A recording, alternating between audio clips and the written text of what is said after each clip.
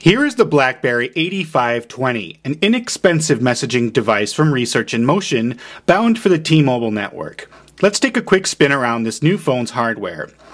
Perhaps the biggest feature that's worth pointing out is the fact that this BlackBerry does not have a trackball, which has been the main navigational tool on BlackBerries for the last few years, and it is replaced instead with an optical mouse pad. This is used to interact with the screen rather than scrolling around.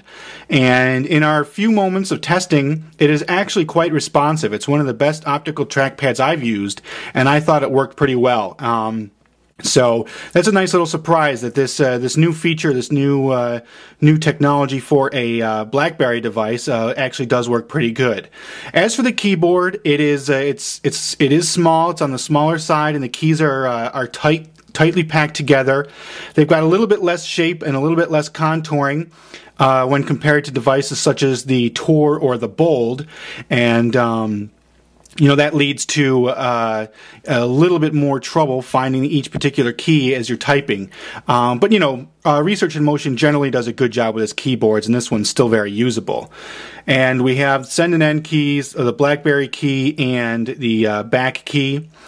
Taking a look around the phone, we've got a full 3.5mm headset jack here, micro USB port, and difficult to see convenience key here that's covered with rubber. This rim around the edge of the phone is rubberized, which makes it easy to grip. And you can see here on the right side of the phone we've got another application key as well as the volume toggle here, also hidden under the rubber coating. On the back, we have the 2-megapixel camera with no flash, no autofocus, just standard 2-megapixel, although it does capture video. SIM card and, of course, micro SD card go here under the battery cover. So let's take a little bit of a look at the software that is on the 8520. So here's the basic home screen on the 8520. This thing uses BlackBerry OS software 4.6.1, which is a little bit older than some of the software shipping on other BlackBerries, such as the Tor or the Bold, which are running on 4.7 and up. It does have improved graphics compared to some of the older styles, but it's still not the brand newest operating system from RIM. Hitting the BlackBerry key, we can go into the full menu here, and you can see we've got access to all sorts of different features. And we'll go into music real quick because I forgot to show you something earlier. Once we start some music playback, we have some controls along the top of the phone.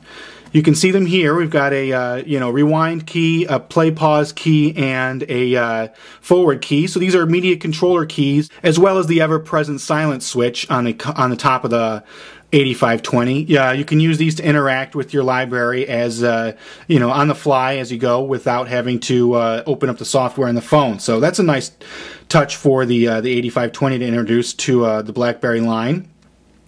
Has a full HTML browser, T-Mobile's My Faves, BlackBerry Instant Messenger, camera application, Web to Go from T-Mobile. We'll look at that real quick and see the latest offering from T-Mobile. So here's Web to Go. The screen looks pretty good. You can see we've got some tabs at the top, and I can move the cursor around with my thumb, just like I would a mouse on a PC, and it works pretty well. We'll go to CNN and see what's going on in the world. And here are some headlines and a little drop-down menu. The screen of the BlackBerry 8520 is good, but it's not nearly as good as the screen on the Storm or the Bold or the Tor. This is a quarter VGA resolution, and it's good, but it's not the insanely crystal clear screens that are on some of Research in Motion's other hardware.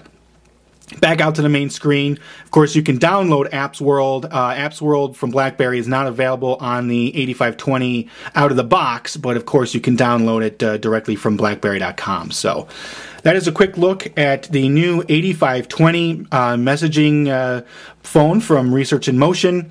It is a lower cost BlackBerry for the prosumer / consumer crowd. So there it is.